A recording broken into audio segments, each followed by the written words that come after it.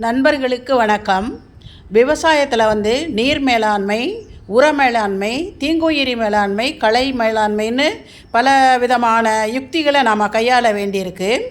அந்த விதத்தில் இன்றைக்கி நாம் நம்ம தோட்டத்தில் பார்த்தோம் அப்படின்னு சொன்னால் நிறைய களை செடிகள் வளர்ந்துருக்கு.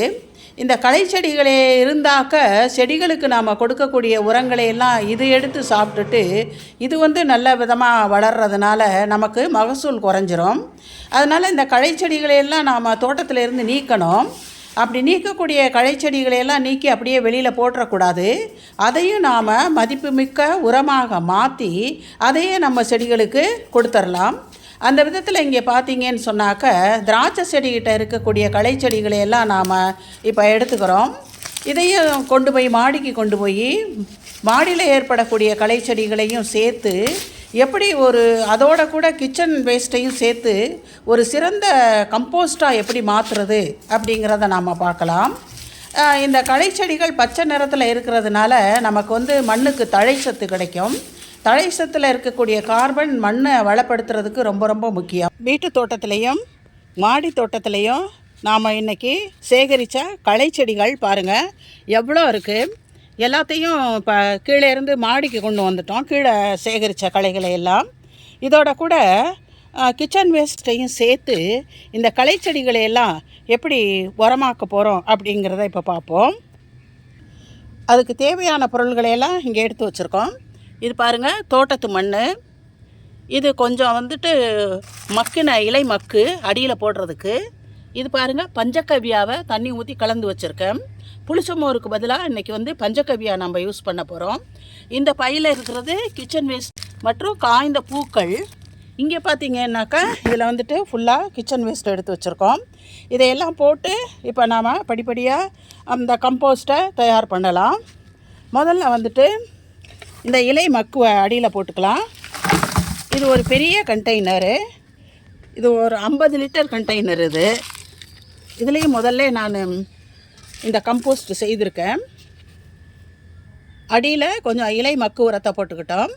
இப்போ நாம் இந்த கிச்சன் வேஸ்ட்டு பூவு இதை போட்டுக்கலாம்.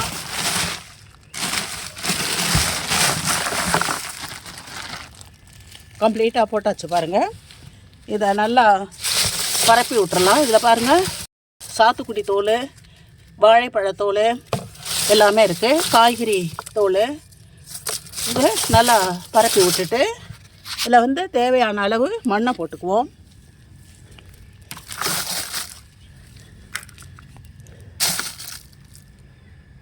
மண்ணை போட்டாச்சு.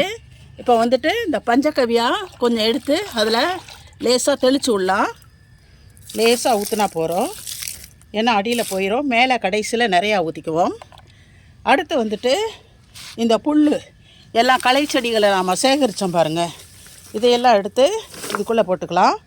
எவ்வளோ வந்திருக்கு பாருங்கள். மழை வந்ததுக்கும் அதுக்கும் நிறைய களை செடிகள் வந்துருச்சு. இதுக்கும் எங்கள் ஊரில் மழை ஒன்றும் அவ்வளவோ பெருசாக பெய்யறதில்ல. இன்றைக்கி கூட மழைன்னு போட்டிருந்தாங்க, லேசாக தூரிச்ச ஒழிய மழை கிடையாது. இதெல்லாம் போட்டுக்கிட்டோம். நல்லா அமுக்கி விட்டுறலாம். நல்லா அமுக்கி விட்டுட்டு இதுக்கு மேலே மண்ணை போட்டுக்கலாம்.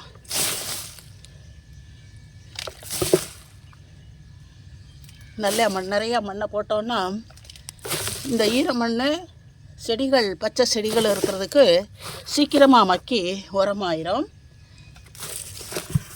அடுத்து இதுக்கு மேலே இன்னும் கொஞ்சம் களை செடிகளை போட்டுக்கலாம்.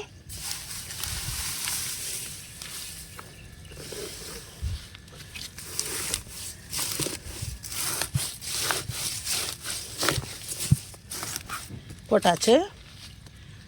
கொஞ்சம் மண் போட்டுக்குவோம். லேயர் பை லேயராக மண் போட்டால் தான் இந்த களை செடிகள்லாம் மக்கும். ரொம்ப சத்துள்ள கீரை வகைகள்லாம் இதில் போட்டிருக்கோம். எவ்வளோதாங்க கீரை சாப்பிட்றது ஒரு குடும்பம்? பக்கத்து வீட்டிலெல்லாம் கேட்டால் இந்த மழையில் கீரை வேண்டாங்கிறாங்க. இது பார்த்திங்கன்னா காணா வாழை தான். அவ்வளவு இந்த காணா வாழையெல்லாம் இப்போ உரமாக்குறோம். ரொம்ப சத்து மிகுந்த காணா வாழை. சரி, இப்போ இதை போட்டாச்சு. போட்டு நல்லா ப்ரெஸ் பண்ணி விட்டுட்டு கொஞ்சம் பஞ்சகவ்யா ஊற்றிக்கலாம். பஞ்சகவ்யா ஊற்றியாச்சு. அதுக்கப்புறம் கொஞ்சம் கிச்சன் வேஸ்ட் போட்டுக்குவோம். பாருங்கள், கிச்சன் வேஸ்ட்டில் எல்லா விதமான பொருள்களும் இருக்குது. போட்டுட்டு இதை நல்லா ஸ்ப்ரெட் பண்ணி விட்டுறலாம். நமக்கு தேவையான ஃபாஸ்பரஸ், பொட்டாசியம், மெக்னீஷியம், மேங்கனஸ், ஜிங்கு, அயன், காப்பர் எல்லா சத்துக்களும் இப்போ நாம் போட்டிருக்க பழத்தோள்கள்லையும் வெங்காயத்தோள்லையும் இருக்குது. இப்போ இதுக்கு மேலேயும் கொஞ்சம் மண்ணை போட்டுக்குவோம்.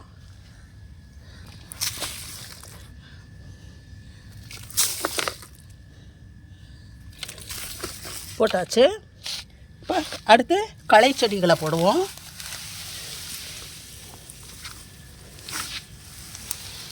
இவ்வளோ பெரிய கண்டெய்னர் ஃபுல்லாக அமுக்கி வைக்கிற அளவுக்கு களை இருந்திருக்கு பாருங்கள் தோட்டத்தில். இப்போ களை செடிகளை போட்டுட்டோம். அடுத்து நாம் மண் போட்டுக்கலாம். இப்போ மண் நிறையா போடணும். ஏன்னா இதுதான் மக்கி அடியில் இருக்கிற செடிகளையெல்லாம் படிப்படியாக மக்கிறதுக்கு உதவி பண்ணும்.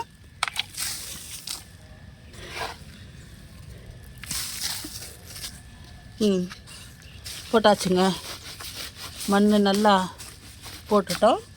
இதுக்கு மேலே கொஞ்சம் பஞ்சகவ்யா ஊற்றிக்கலாம். பஞ்சகவ்யாவில் இருக்கிற நுண்ணுயிரிகள் இந்த களை செடிகள், கிச்சன் வேஸ்ட்டு எல்லாத்தையும் மக்கிறதுக்கு உதவி பண்ணோம். இப்போ இதுக்கு மேலே இன்னும் கொஞ்சம் கிச்சன் வேஸ்ட்டை போட்டுக்கலாம்.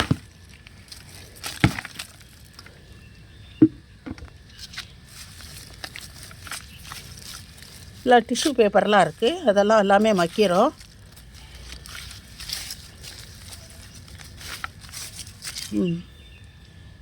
பாருங்கள் எப்படி போட்டிருக்கோம். இதுக்கு மேலேயும் இப்போ மண்ணை போட்டுக்கலாம்.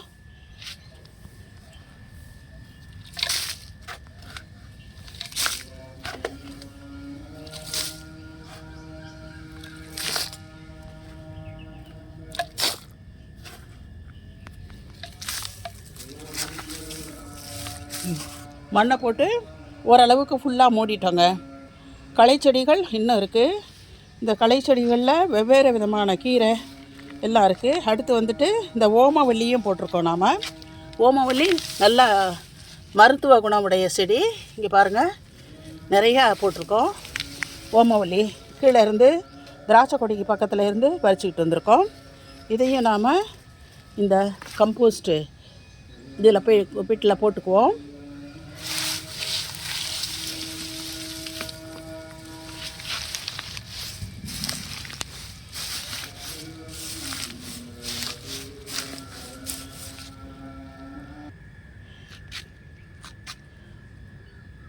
இப்போ எல்லா இலைகளையும் போட்டு மூடி மண்ணை போட்டு மூடிட்டோம் பாருங்கள்.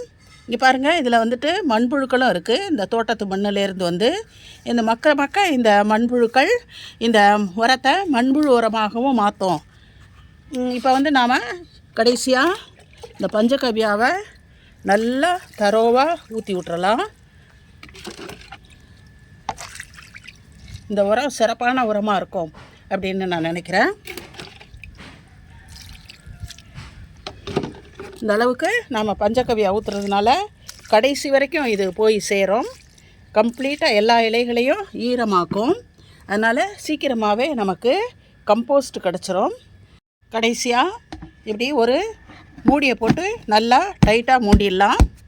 இதை ஒரு நிழலான இடத்துல கொண்டு போய் அடியில் வரக்கூடிய தண்ணியை சேகரிக்கிறதுக்கு ஒரு இந்த சாந்து சட்டின்னு சொல்லுவோம். இந்த பாருங்கள், இந்த ப்ளூ கலரு, இதை வச்சு அதுக்கு மேலே வச்சுருவோம். ஆக இது நாம் இப்போ தோட்டத்தில் ஏற்பட்ட களை செடிகளையும் ஒரு வாரத்து கிச்சன் வேஸ்ட்டையும் நாம் இப்போ கம்போஸ்ட்டாக மாற்றிட்டோம். இது எப்படியும் இன்னும் ஒரு மாதம் 1.5 மாதத்தில் கம்போஸ்ட்டாக மாறிடும். அதுக்கப்புறம் நாம் எடுத்து செடிகளுக்கு கொடுக்கலாம். சிறந்த பிளாக் கோல்டு. இதோட இந்த வீடியோவை முடிச்சுக்குவோம். இந்த வீடியோ பிடிச்சிருந்தாக்கா லைக் பண்ணுங்கள், ஷேர் பண்ணுங்கள், சப்ஸ்கிரைப் பண்ணுங்கள். நன்றி, வணக்கம்.